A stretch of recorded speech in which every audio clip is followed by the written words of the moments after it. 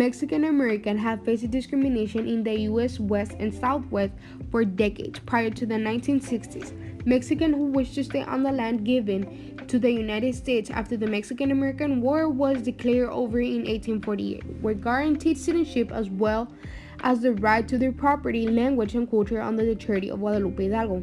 However, the majority of Mexican Americans, including those who subsequently moved here and those who reside on the areas where the U.S. border changed, found themselves to be second-class citizens. Numerous land grant descendants in the area were impoverished as a result of the U.S. government denial of land grants that were promised following the Mexican-American War.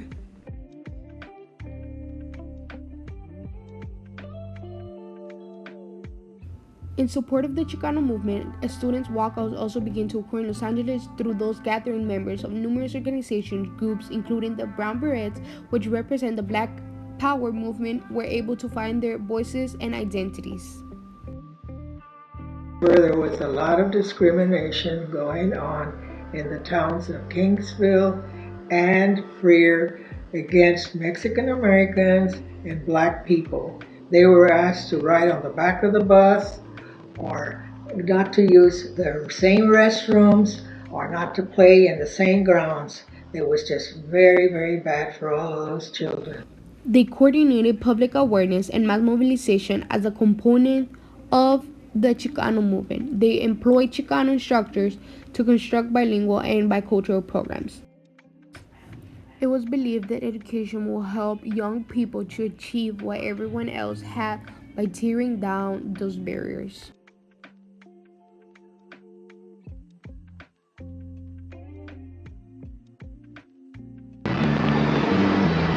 I was buying into this whole thing about the American dream. Get an education, you can be whatever you want to be, and read all these books and listen to the teachers. Even though at the back of my mind I'm saying something's going on here, the reality that I see here is different from what you're saying.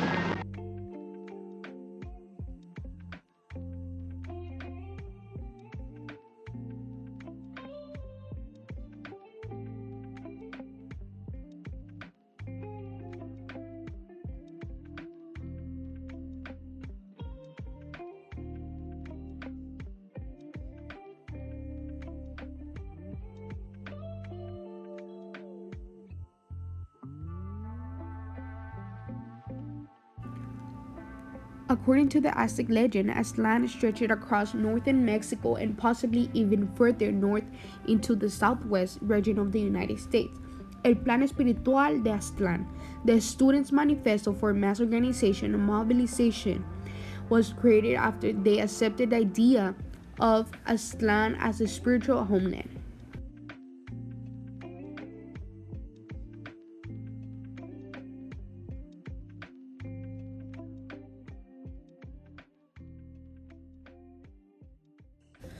The National Farm Workers Association, which Cesar Chavez and Dolores Huerta co-founded, involved in two United Farm Workers in California and is dedicated to promoting better social and economic welfare.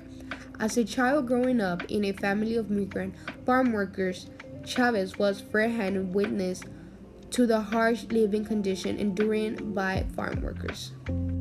1962 was the first convention of the National Farm Workers Association. There, under Cesar Chavez's leadership, the United Farm Workers was founded and succeeded in securing labor contracts for farm workers in California for the first time.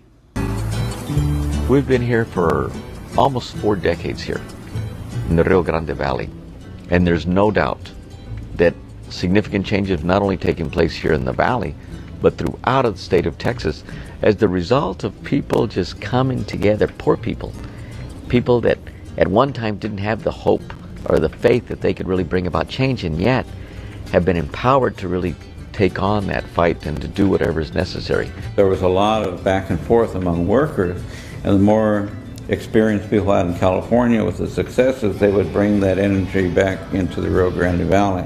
And the more workers went from Texas up to California, the more education they would have in terms of the struggle. They would hear about it or participate in it. The United Farm Workers Movement also succeeded in gaining better working conditions and higher wages through a series of marches, fasts, and the nationwide boycott, which is regarded as the most successful in the U.S.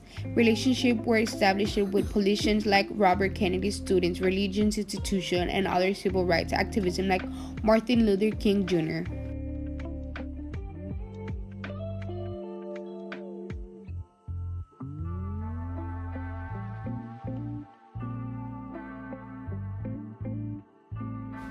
Through nonviolent means, Cesar Chavez, Dolores Huerta, and Larry E. Leon brought the concern of farm workers from Mexico and the Philippines to the attention of the public eye.